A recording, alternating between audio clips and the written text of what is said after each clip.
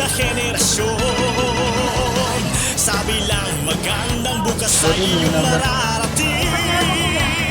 Tanggalin ang takot na dinadaing.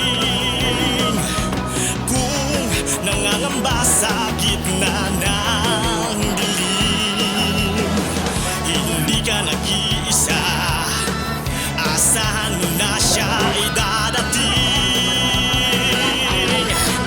Tara, boto na, David Angelo sa Senado, isama sa listahan nyo.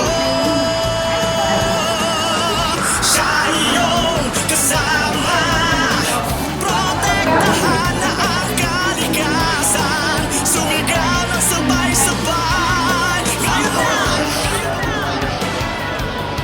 David D. Angelo, boses ng kalikasan sa Senado.